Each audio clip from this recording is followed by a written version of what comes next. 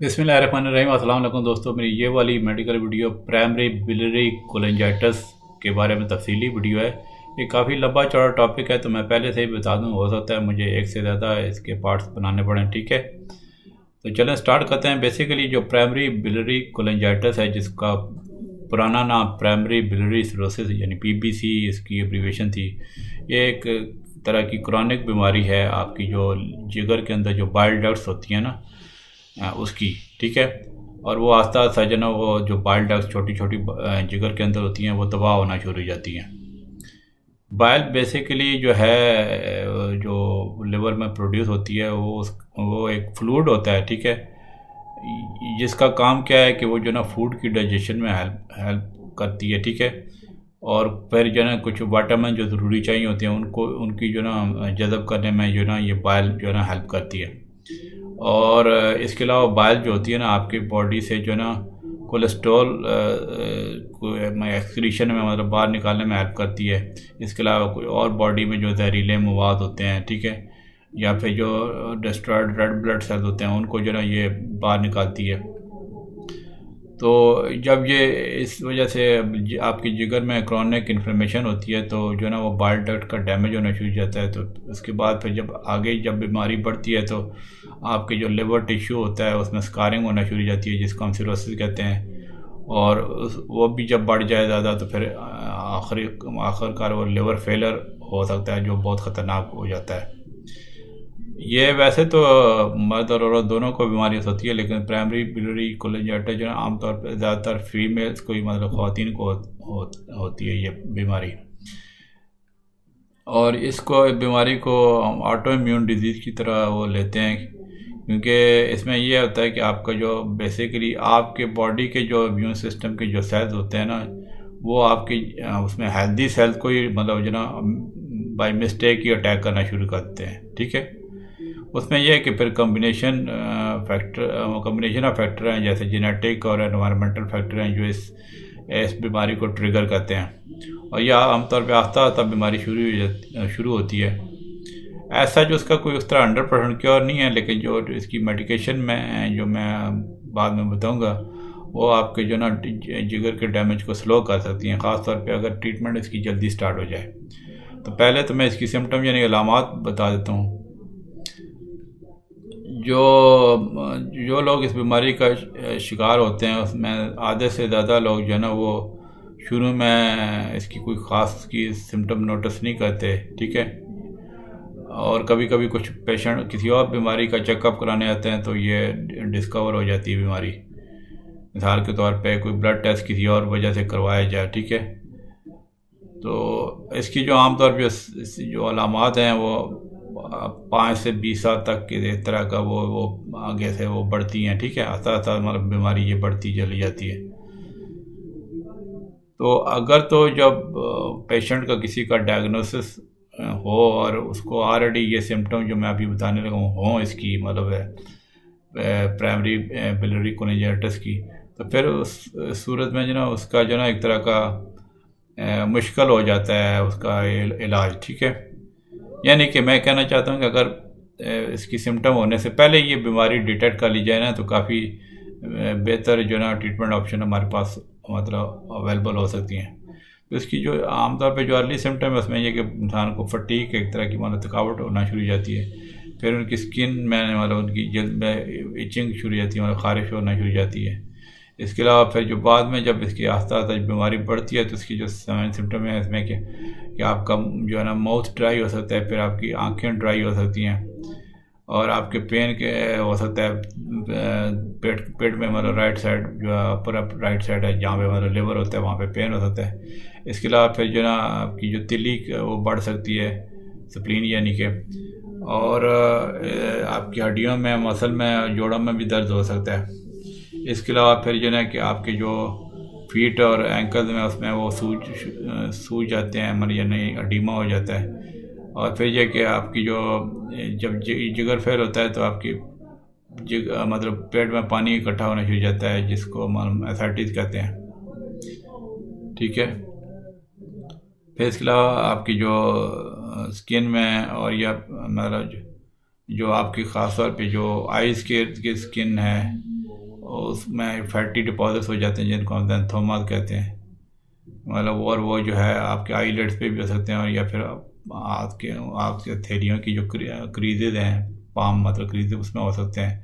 Even soul में, मतलब feet के सोल में हो सकते हैं, या एल्बोज में या नी में भी जो ना ये फैटी डिपॉजिट यानी ज़ैंथोमा हो सकते हैं। ये ज़्यादातर मतलब आई के इर्द गिर्द होते हैं, लेकिन इन जगहों पे भी हो सकते हैं। इसके अलावा आपका जो जल्द जो है ना वो येलो हो सकती है, और आपकी आँखें येलो हो सकती हैं, यानी यरकान हो जाता है। और फिर जो है ना कि जो स्किन आपका जो सन एक्सपोजर से वो नहीं जिस पे होता, मतलब जो छुपी हुई स्किन होती है वो डार्क होना शुरू हो जाती है, ठीक है। या बल्कि डार्क वो तो होती है, लेकिन नॉर्मल स्किन भी डार्क हो सकती है। मतलब जो है ना हाइपर पिगमेंटेशन इसको कहते हैं, जो मतलब जिसका सन धूप से डार्क होने का वो तल्लक नहीं होता। मतलब एक तो होते हैं ना धूप से स्किन आपकी डैमेज हो जाएगी, लेकिन इसमें बगैर वजह उसके धूप के वजह के ना आपकी स्किन में मतलब वो डार्कनेस यानी हाइपर पिगमेंटेशन हो सकती है। इसके अलावा आपकी हड्डियाँ कमज़ोर हो सकती हैं, और वो टूटने का ज़्यादा खतरा रहता है। हाई कोलेस्ट्रॉल आपको हो सकता है।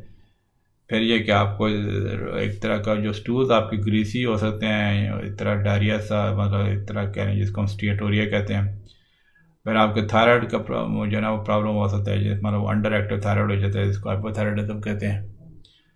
वेट लॉस हो सकता है, ठीक है। तो ये मैंने सिम्टम बता दिया। अब आ जाते हैं कि इसकी कॉज क्या होती है, मतलब किस वजह से ये प्राइमरी बिलियरी कोलेंजाइटिस होता है। ऐसा जिसकी 100% को क्लियर नहीं है, लेकिन ये कि जो एक्सपर्ट्स की जो रिसर्च हुई है उसमें यह है कि ये साबित हुआ है कि ऑटोइम्यून बीमारी है, यानी कि आपकी जो बॉडी के अपने ही सेल जो है ना हेल्दी सेल को अटैक करना गलती से शुरू कर देते हैं। और इसके ज़ाहिर है एनवायरमेंटल और जेनेटिक फैक्टर होते हैं इस तरह की, मतलब जो है ना मिस्टेकनली जो अटैक होता है। और जो आपकी जिगर की इन्फ्लेमेशन होती है जो प्राइमरी बिलियरी कोलेंजाइटिस में, वो कुछ ख़ास किस्म का वाइट ब्लड सेल जिनको हम टी सेल कहते हैं, वो उनकी वजह से मतलब वो बेसिकली आपकी जिगर में इकट्ठे होना शुरू हो जाते हैं। नॉर्मली टी सेल का क्या काम है, वो जो ना ये इम्यून सेल्स होते हैं, और जो ना कोई इन्फेक्शन मतलब बैक्टीरिया या वायरस के खिलाफ ये एक्ट करते हैं। लेकिन प्राइमरी बिलियरी कोलेंजाइटिस में क्या होता है कि ये जो टी सेल्स हैं वो गलती से अपने ही जिगर के मतलब जो उसमें हेल्दी सेल जो होते हैं ना, जो बाइल डक्ट्स के जो बाइल डक्ट्स की जो छोटी छोटी जो होती हैं उसकी लाइनिंग की जो हेल्दी सेल्स होते हैं ना, वो जो है ना मतलब उनको अटैक शुरू कर देते हैं ये जो टी सेल्स होते हैं। फिर मतलब ये छोटी छोटी डक्ट्स में जब इन्फ्लेमेशन होती है तो वो फिर पूरे जिगर में फैलना शुरू हो जाती है, और जिगर के दूसरे सेल भी इन्वॉल्व हो जाते हैं। और जब इस तरह वो जिगर के दूसरे सेल भी इन्वॉल्व होते हैं तो वो लिवर अपने आप को हील करने की कोशिश करता है, तो इसकी वजह से फिर उसके अंदर स्कार टिश्यू बन जाता है, और जब स्कार टिश्यू ज़्यादा बन जाता है तो इंसान को फिर सिरोसिस हो जाता है। जो है सिरोसिस बेसिकली आपकी जब हो जाए तो फिर लिवर का फंक्शन भी वो तरह का समझने के तबाह हो गया। अब मैं आपको इसके रिस्क फैक्टर बताता हूँ। इसमें यह कि पहले तो ये कि ख़वातीन में ये बीमारी मतलब मर्दों को भी हो सकती है, ख़वातीन में प्राइमरी बिलियरी कोलेंजाइटिस ज़्यादा होता है। फिर यह कि जो एज ग्रुप में 30 to 60 साल के जो दरमियान एज है ना जिनकी, उनको ये प्रॉब्लम ज़्यादा होती है, मतलब ज़्यादा होने का चांस होता है। इसके अलावा फिर कि अगर आपको जेनेटिक्स में देखें तो अगर आपकी फैमिली हिस्ट्री है इसकी प्राइमरी बिलियरी कोलेंजाइटिस की, तो इसका भी रिस्क बढ़ सकता है। और फिर जियोग्राफी में देखें तो उसमें यह कि जो नॉर्दर्न यूरोपियन लोग हैं, या फिर जो है हमारे जो है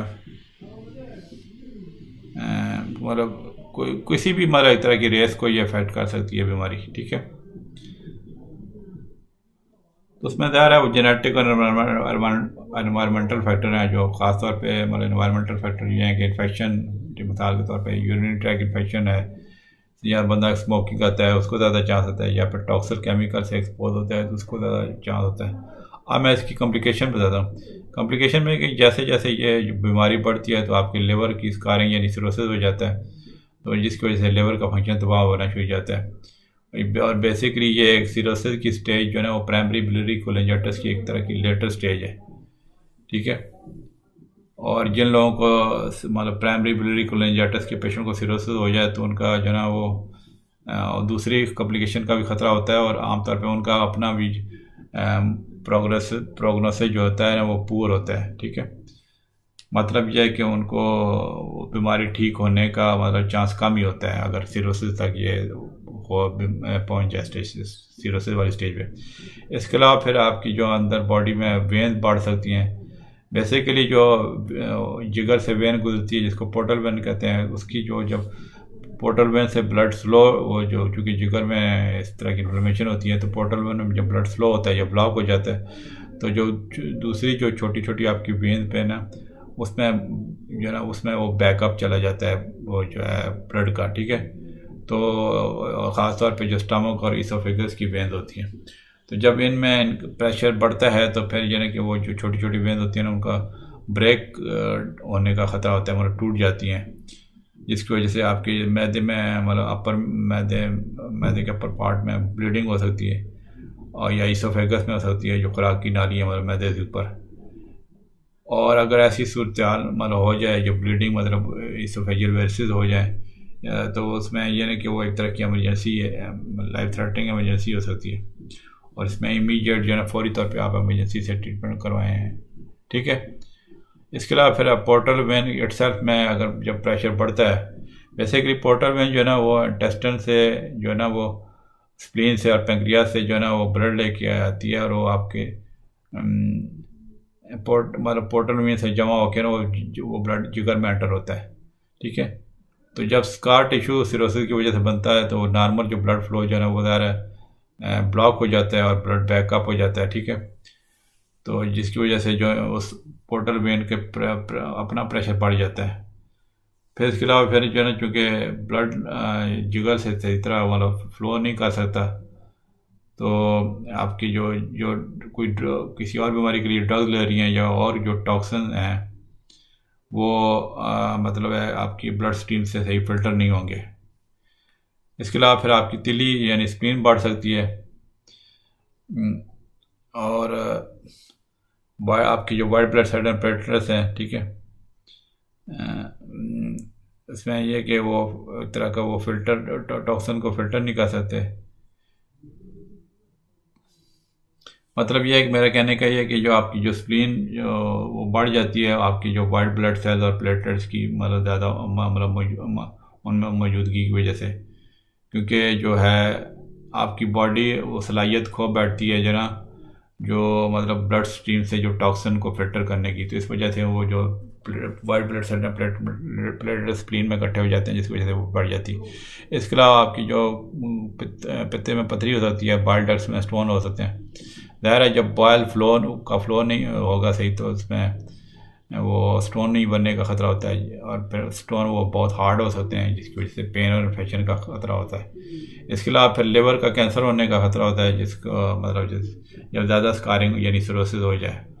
ठीक है, और अगर आप सिरोसिस की स्टेज में हैं तो आप रेगुलरली एक तरह की आपकी मॉनिटरिंग की जाती है। फिर यह कि आपकी जो बोन में वो मसला हो सकता है यानी वीक हो सकती हैं प्राइमरी बिलियरी कोलिंजाइटिस में, जिसको हम ब्रिटल बोन कहते हैं।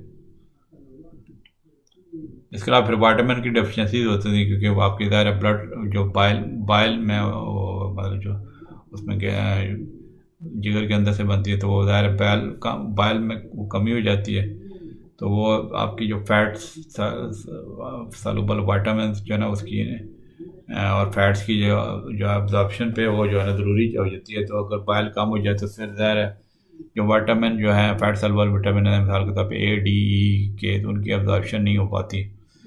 तो इस वजह से जो प्राइमरी बिलियरी कोलिंजाइटिस की जो एडवांस स्टेज के पेशेंट्स हैं उनको जो है ना ये विटामिन के लो लेवल हो जाते हैं, और फिर इन विटामिन के लो होने की वजह से बहुत सारी मुख्तलिफ और हेल्थ की प्रॉब्लम हो सकती हैं, जैसे नाइट ब्लाइंडनेस होगी, ब्लीडिंग डिसऑर्डर हो सकते हैं।